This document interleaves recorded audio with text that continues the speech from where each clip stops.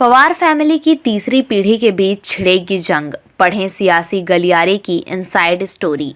महाराष्ट्र में एनसीपी पर हक की लड़ाई तेज हो गई है। अजित पवार के शिंदे सरकार में शामिल होने से ये संकट शुरू हुआ था।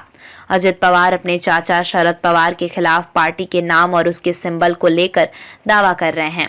खुद शरद पवार ही अपनी ही बनाई पार्टी से हाथ धोने के कगार पर हैं। पवार फैमिली 2 पीढ़ियां पहले से राजनीति में है। इस बीच संकेत मिल रहे हैं कि पवार परिवार की तीसरी पीढ़ी भी सियासत में उतरेगी। इसमें भी दिलचस्प ये है कि शरद पवार की नातिन और सुप्रिया सुले की बेटी और अजित पवार के बेटे आमने सामने हो सकते हैं। इसके कयास क्यों लगाए जा रहे हैं, आइए इसके बारे में जान लेते हैं। राजनीतिक गलियारों में पवार फैमिली की आपसी खींचतान तीसरी पीढ़ी तक पहुंचने की चर्चा जोरों पर है। दरअसल बीते सोमवार को रेवती सुले और पार्थ पवार खुद चुनाव आयोग पहुंचे थे। पार्थ ने तो इस दौरान मीडिया से भी बात की थी। आइए जानते हैं कि पार्थ सुले और पार्थ पवार कौन हैं और महाराष्ट्र की सियासत में ये दोनों क्यों अहम साबित हो सकते हैं। बता दें कि रेवती सुले सदानंद सुले और सुप्रिया सुले की बेटी हैं। महाराष्ट्र के सबसे बड़े सियासी दिग्गजों में से एक शरद पवार उनके नाना लगते हैं। रेवती सुले अपनी मां सुप्रिया सुले के साथ एनसीपी पार्टी पर अधिकार वाले मामले की सुनवाई के लिए चुनाव आयोग पहुंची थीं। रेवती सुले ने लंदन स्कूल ऑफ इकोनॉमिक्स से पढ़ाई की है। उन्होंने पब्लिक एडमिनिस्ट्रेशन में मास्टर्स की डिग्री हासिल की है। रेवती सुले के चुनाव आयोग तक पहुंचने से कयास लगाए जाने लगे हैं कि वो भी आगे चलकर अपनी मां की तरह राजनीति में उतर सकती हैं। सियासत में क्यों अहम है रेवती सुले?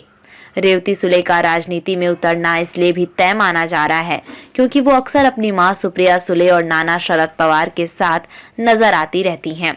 उसकी फोटोज भी सोशल मीडिया पर शेयर करती हैं, जनता से संपर्क बनाए रखती हैं।